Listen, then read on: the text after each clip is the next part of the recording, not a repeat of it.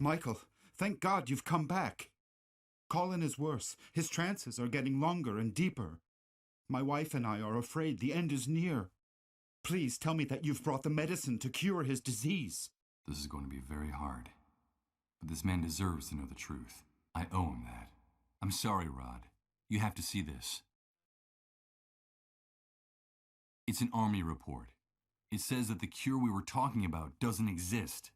That it never existed. No, but there has to be a cure. There has to be hope for us. The vultures are starting to gather around our trailer, waiting for the end so they can take my son's belongings.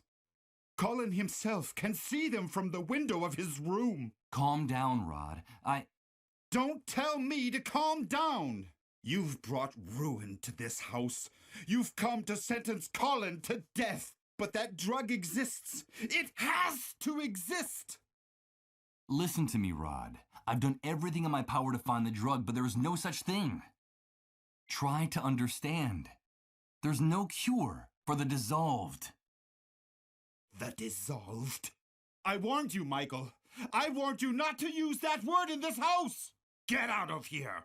Get out of our lives forever. Wait, Rod. I'm sorry, but you promised to help me. You promised to help me get my identity back. Help you? You've ruined our lives. You've condemned our little boy to death.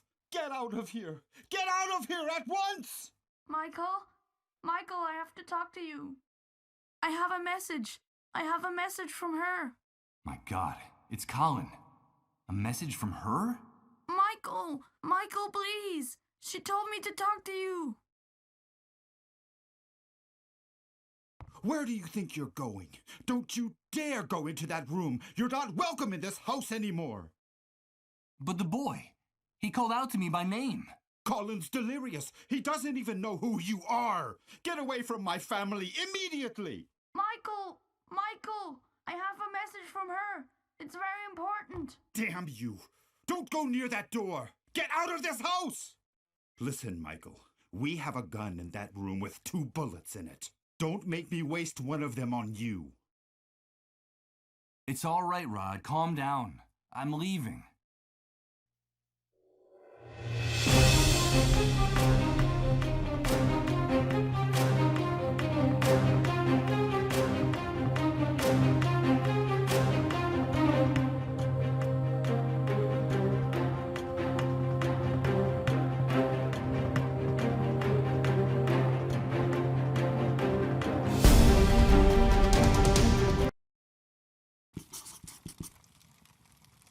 Amidst these flames, Colin's belongings are ceasing to exist. His clothes, his books, his toys, they're going up in smoke, just like poor Rod's sanity. It seems that the new world has gotten the better of him.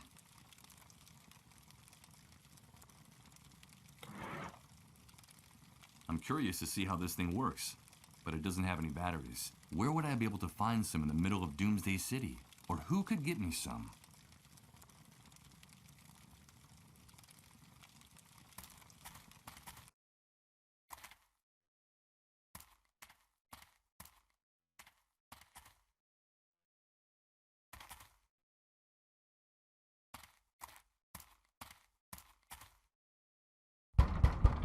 From all the noise coming from the other side of this door, I have no doubt that there are people in the bar, but they don't seem to hear me, or don't want to open up for me.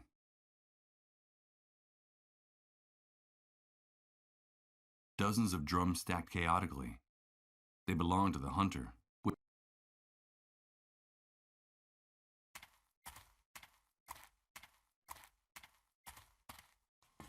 It's a thick cable that runs along that building's roof, but I can't see it very well from here. It's too high.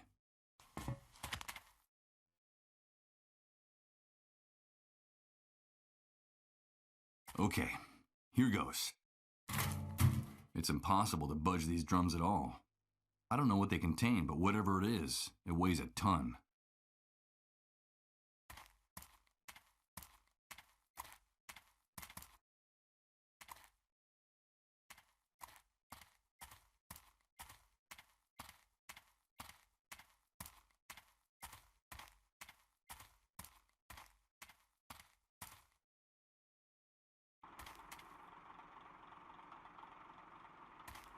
Good hand? Not bad. But you know what they say. The important thing is not the hand. It's knowing how to play your cards right. If you've come to be with the girl, where's the money? If you haven't, quit bothering us. Hello, Mr. Sleepyhead. Excuse me? What did you call me? You're Mr. Sleepyhead. I saw you sleeping in Colin's trailer. I'm so glad you're awake now.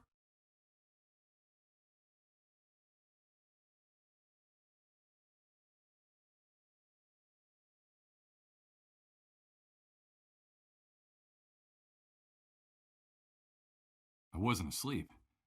I was sick for a long time in that trailer. No, you weren't sick.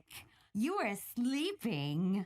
Like a big brown bear, Sir Sleepyhead. Sometimes I used to watch you sleeping in Rod's house, and you would grunt in your sleep like a bear. A great big lazy bear, Mr. Sleepyhead. But I'm glad you're awake now. I like your voice. You sound like a knight in a fairy tale. Mr. Sleepyhead? No, that's not my name. I'm Michael. No, you're just trying to fool me. You're Mr. Sleepyhead. My name is Rose. There's something odd about this girl's behavior. It's true that she's very young, but she talks like a little girl. Nice to meet you, Rose. So, do you know Rod and Colin too? Of course. I go over to their house a lot. Well, when they let me out of the van, that is. Rod and his wife have been very nice to me. Sometimes they let me play with Colin. We're very good friends. Are you a friend of Rod's and Colin's too, Mr. Sleepyhead? Yes, I'm friends with them too. Do you want me to tell you a secret, Mr. Sleepyhead? Of course. I have your old clothes. The ones you were wearing when Rod and his wife found you. I have them in the van. They were going to throw them away, but they gave them to me to wrap my baby in. He'll be cold now that winter's coming. Your baby? You have a baby, Rose? Yes, I have a baby, but he's not with me right now. He got lost. Have you seen him? Do you know where he is? I have another secret to tell you, Mr. Sleepyhead. Back in the van, Rose, now. Move your ass. Get in there. Another secret? Just a minute. Wait! Get in that van, Rose. It's a very important secret, Mr. Sleepyhead. Something about you. Something about before the Great Wave. But first I have to find my baby. Have you seen him? Come on, Rose, you heard me. You don't want to get us mad now, do you? I have to go. Goodbye, Mr. Sleepyhead. Poor girl. She's obviously mentally ill. She's just a little girl in a grown-up's body. And you, if you want to go in there with her, you got to pay like everybody else.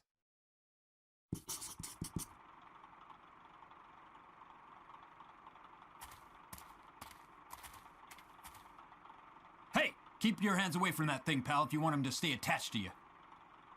Okay, I just wanted to see it up close. There's no reason to get nervous. An enormous rusty tank designed to collect rainwater. Everything indicates that the Great Wave wiped out the concept of running water in one fell swoop, at least on this side of the fence.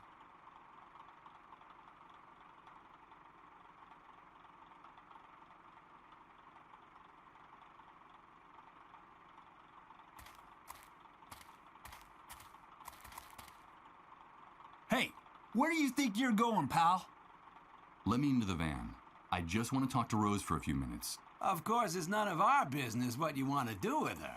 But if you go into the van, you gotta pay the price. Listen, you got any money on you? No, I don't have any on me. Then come back when you do and quit bothering us. We have a very busy schedule, you know? The girl said something about a secret involving me. Something from before the Great Wave. It seemed important. But what is it? Maybe it was a product of her madness. But I need to talk to her inside that van to get some answers. I'll come back with the money. Now that sounds much better. I see that we're starting to speak the same language.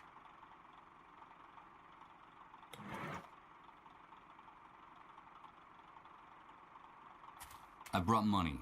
Let me see Rose. Hey, this is a lot of dough, pal. So, is it enough? More than enough. This'll get you into Rose's van for the rest of the night. All you can eat. Have a good time with our Minnie Mouse, but be careful with the merchandise. You know how it works. You break it, you buy it. Yeah, I get it.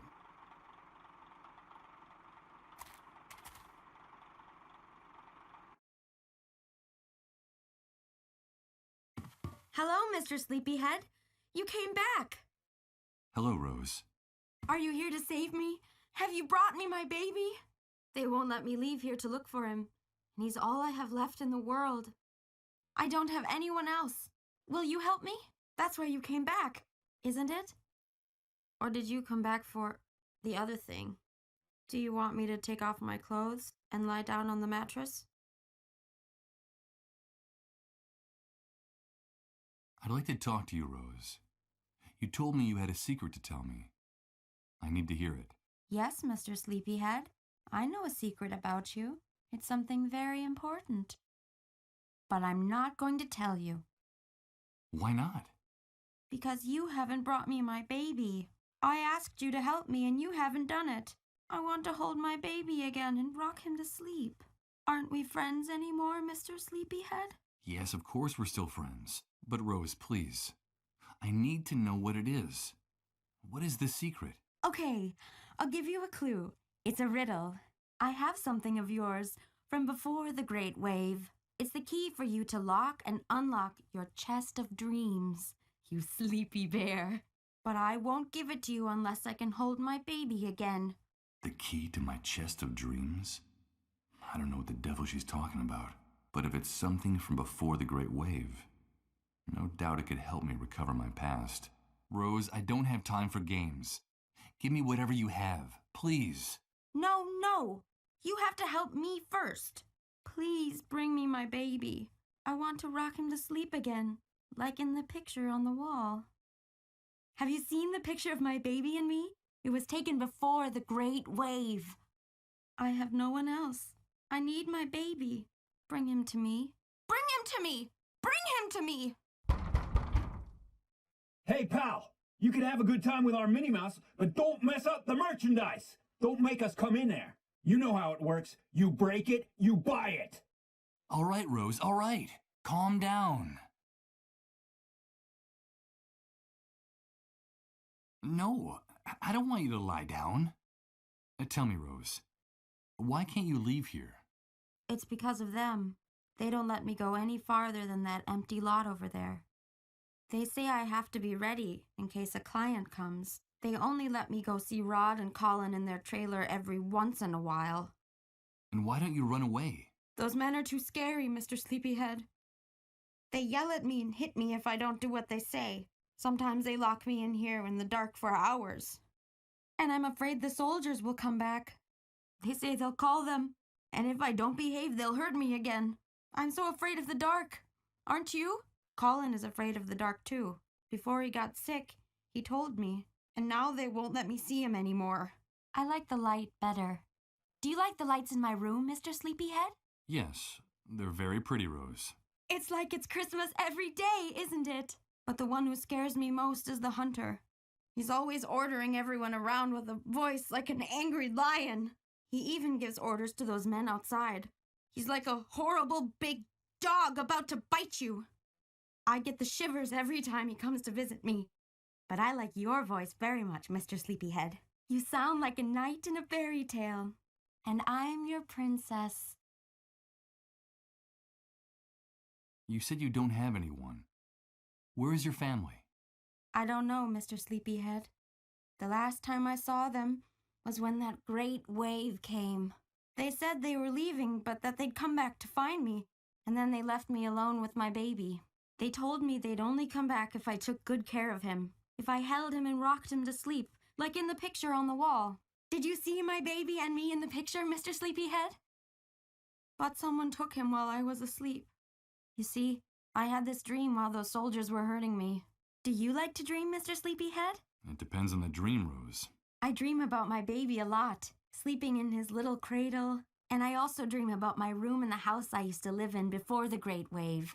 The sun came in through the window every morning and lit up everything. Sometimes it looked like the walls were going to catch fire. This room is darker. I don't like the dark. That's when they come and hurt me.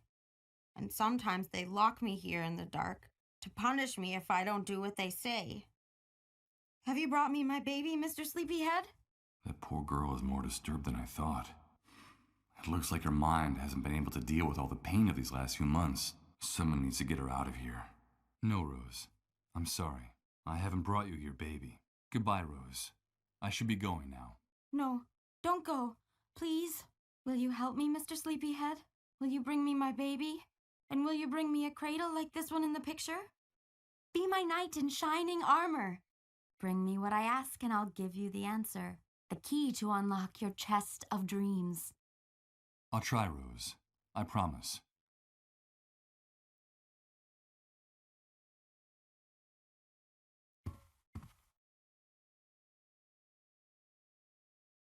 It's a page torn out of a very old magazine. In her delirium, poor Rose thinks it's a photograph of her and her baby taken before the Great Wave.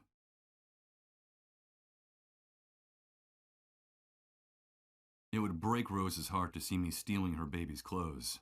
I'm not going to do that to her. It's the pile of rags Rose is saving for her baby. When winter comes, my baby will get cold. That's what she said. This is the poor girl's place of business. It was probably dragged here from one of those heaps of trash out there. There's makeup scattered at the foot of this mirror. I suppose those savages out there force Rose to put on makeup to make herself look older than she really is.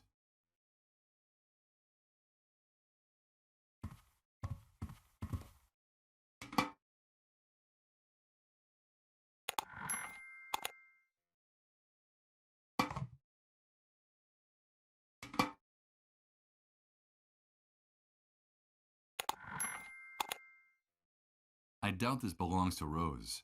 I suppose that after installing the lights on the ceiling, those poker addicts left this old toolbox here.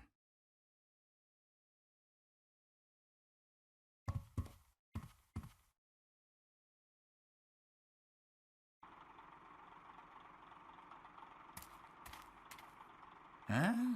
Leaving us so soon? Hey, you're quick, pal. So, how'd our little mouse do?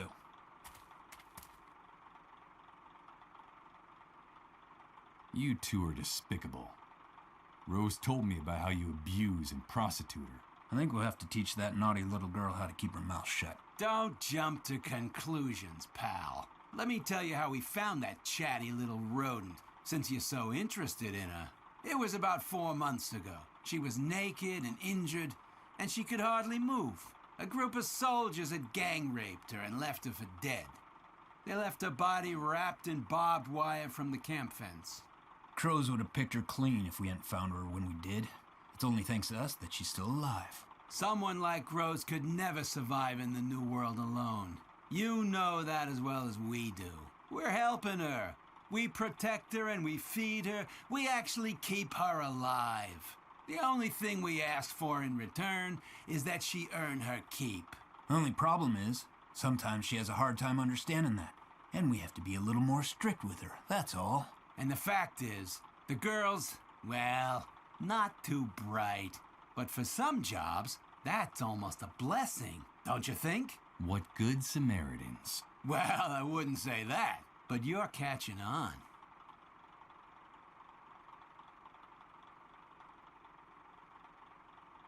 Rose was talking to me about a baby, her son. Do you know where he is or how I can find him? That little mouse's mind is gone. I wouldn't pay much attention to what she says. Hey, as far as I know, her entire family died in the Great Wave. After the explosion, she wandered around in a daze for weeks, until she finally ran into a group of drunken soldiers who wanted to, have some fun with her. When we found her, all she had left was that wrinkled old magazine clipping clutched in her hand. It's her pride and joy. Now she's got it stuck up on the wall of the van. And as far as the baby's concerned? Probably not alive anymore, if it ever existed. Who knows what goes on in that nutcase's head? Then she really is all alone. She doesn't have anyone. Of course she does. She has us now. My partner and I are sort of like, her new family. We protect her and we feed her. We actually keep her alive. And you can bet your ass we will. As long as our little mouse still has that small fortune between her legs. So this business is really just another one of the hunter's rackets? Hey, careful what you say. We're independent businessmen. The hunter just lets us operate in his territory. He gives us protection and sends us clients. In exchange for a percentage, of course. Fair's fair. Yeah, fair's fair. Of course. No doubt. I just hope that someday those bastards find themselves face to face with some of that fairness they talk about, wherever it might come from. I don't have anything else to discuss with you two. Okay, come back anytime you like. You paid for her. The door to the van is open to you all night long.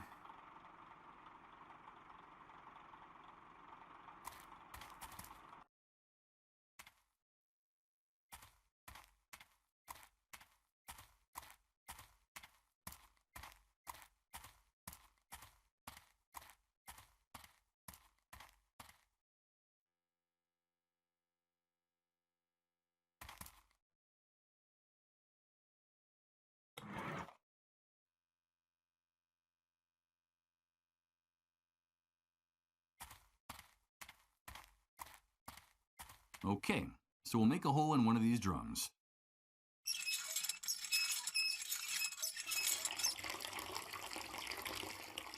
Blah. This must be the poisonous concoction they serve as a beverage in the bar. The drum is already empty enough. I think I can now get rid of this old hand drill. I doubt I'll be using it again.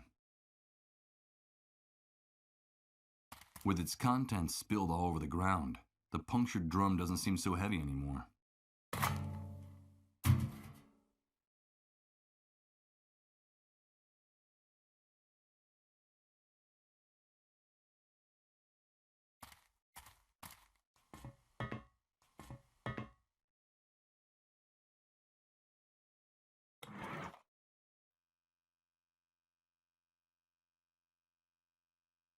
This is the only way I can think of to draw those thugs out of their den. What the hell is going on now? Ugh, another power failure. Go figure, nothing works in this damn camp. This damn sewer is gonna be the end of us. Everything's okay. Calm down and shut your mouth. You, light some candles. Get us some light in here. And you, come with me and take a look. It would be better if they didn't see me around here. Hey, look! The main cable is broken. How could that have happened? I don't know, maybe the wind or a bird. Bunch of idiots. The cable's cut. This was sabotage. Yep, and here are the tools he used to do it. Gloves and a pair of bolt cutters. Damn it. Kiss that stuff goodbye. Sabotage? Someone sabotaged us? Who would dare? I haven't the faintest idea.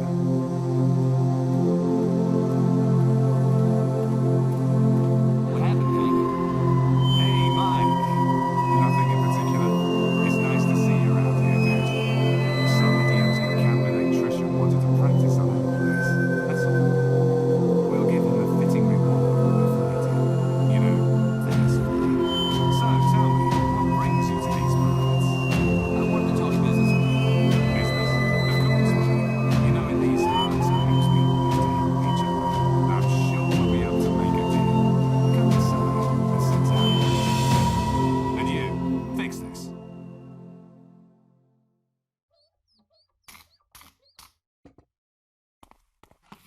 All right, dude. You told me you wanted to talk business. So, here we are. Shoot. The last time I was here, you told me that you could get anything. I need some batteries. Of course, Mike. You know that I like you. I know one of our kind when I see one. I want to help you. I really do. But you know, in today's world, everything has a price. Things have gotten very ugly. How much is it going to cost me? Save your cash for those poor devils out there. I can see the future, dude. I can smell it and touch it. And that stupid paper will be worthless in a very, very short time. So what is it you want in exchange? The only liquid asset still worth anything in this new world, Mike. Fuel. Bring me gasoline, oil, kerosene. Anything that can make a motor or generator run, dude. These are dark days, and people need light. We want to bring it to them. You bring me the fuel, and the batteries are yours. It's obvious that I don't have anything like that on me. Then I'm sorry to have to tell you this, dude. No fuel, no deal. But you're a smart guy. I'm sure you'll figure out some way to make me happy. I just talked to your men. Those maggots who are prostituting Rose. Your business dealings turn my stomach. Watch your mouth in my house, you damn prig. Because you're insulting me in front of my people. And this is not the first time. That poor girl is disturbed. She has the mind of a child. What you guys are doing isn't right. Do you want to talk about justice, dude? About that objective, impartial, blind lady with the scales? It's funny that you're the one bringing up that blindfolded whore. And wasn't it you who paid handsomely for some time alone with that little mouse? So, did you have a good time with her, Mike? And tell me, what are those blood stains on your shirt? I suppose my informants are mistaken, and that blood is unrelated to the disappearance of a certain preacher in this city. Michael, did you treat him justly? Now, who the hell do you think you are, handing out lessons in morality to anyone, dude? But how do you know? Oh, wait, there's an explanation for all that. Of course, there's an explanation. And it's very simple. You gotta do what you gotta do. But don't you worry, Mike.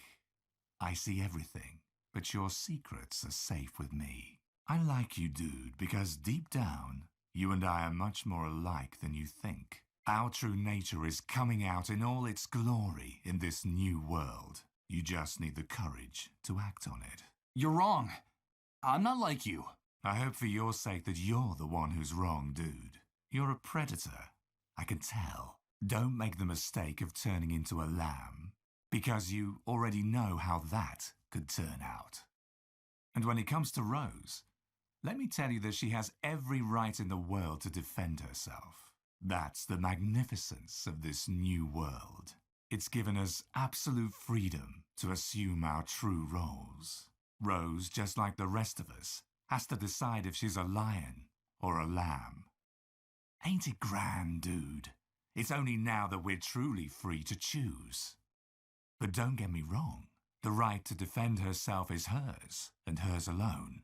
So be careful with the heroic gestures, Mike. You touch a single hair on the head of any of my men to defend that little mouse, and I'll rip your skin off, one strip at a time. They're friends of mine. Got it? Yes. You've made yourself perfectly clear. You won't have to tell me again.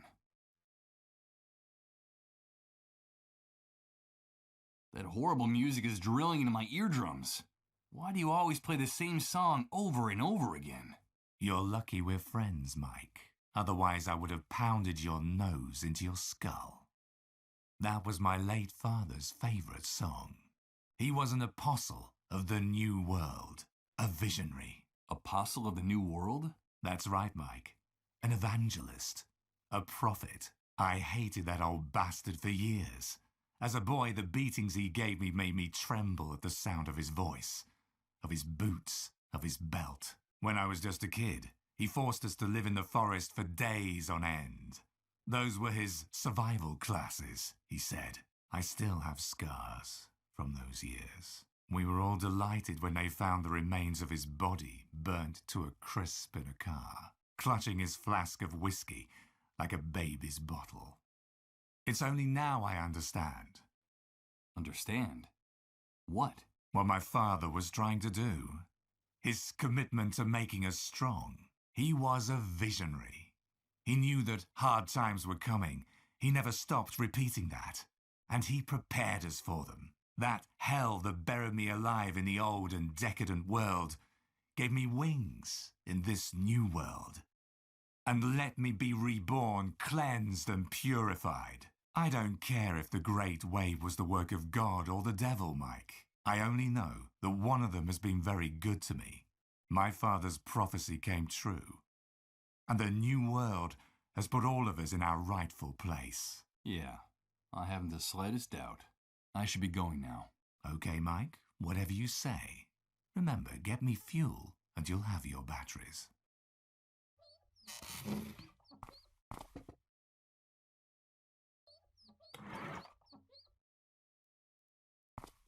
Hey, Hank. What if I told you I know where you can get more fuel than you've ever dreamed of? Don't call me that again, dude.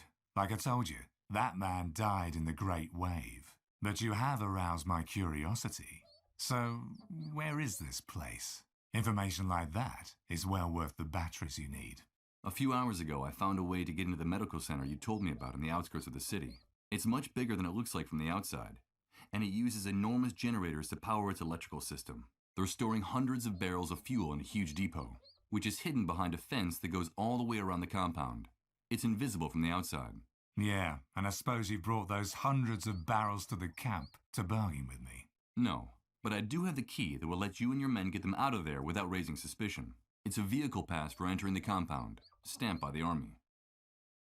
That's a very interesting story, dude. I'll have to do some checking, but it sounds promising. Now, if what you're saying is true, you're going to make one weary old bear very happy. But if you're lying, I'll find you wherever you try to hide, and I'll maul you with my paws right on the spot.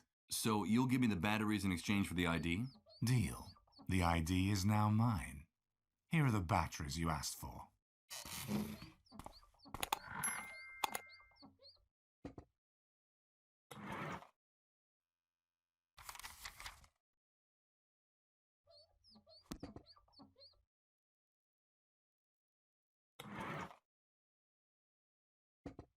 Okay, let's see if this device still works. Huh, it works, but what do we have here? It's a list with hundreds of names, places and addresses, and a map of the city. It's the device the cleanup brigades use to navigate during their raids. Sort of an electronic map.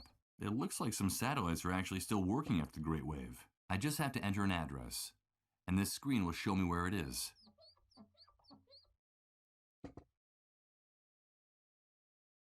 It seems like a good idea, but the GPS signal is very weak in here. I think it would be better to use it in an open area rather than indoors. Hey Mike, wait, before you go. I've been thinking about it, and now it's my turn to propose a deal to you. A deal? Yeah, listen, me and my boys don't like leaving the camp any more than we have to. We're a bit too well known and sought after by the pigs out there, if you get my drift. I see. All that talk about the medical center, the fuel and the ID got me curious. I need to get the lay of the land, to check out some things and work out a plan. But I can't expose myself. It would look very suspicious if I were to be seen poking around out there. Of course. And what do you need from me? Bring us enough information about that depot for us to make a plan.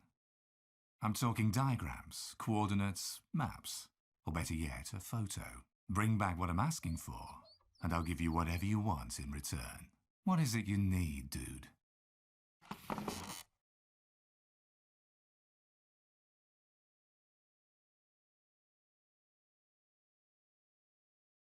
Do you know the trailer where Rod Atkinson and his wife live? Yes, of course. I know Rod, that hypocritical busybody.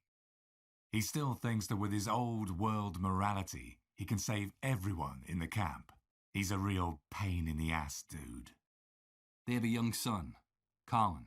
I can't tell you why, but I need to be alone with the kid, just for a few minutes. You have to make a commotion outside, to keep Rod and his wife distracted long enough. Keep them busy for a few minutes. Find any excuse, but I need time alone with that boy. You never cease to amaze me, Mike. I don't know what you've got in mind, but it's none of my business. Bring me the information I asked you for. Bring me that photo of the fuel depot of the hospital, and I promise you'll have all the time you need to do whatever it is you want to do with that boy. At my complete discretion, of course. I don't know what idea is percolating in the hunter's sick mind right now, but I have to play along to avoid having to explain anything. I gotta make sure he doesn't find out about the boy's illness. Deal. But nobody gets hurt, okay? Bring me that photograph of the fuel depot at the hospital, and we'll do whatever's strictly necessary.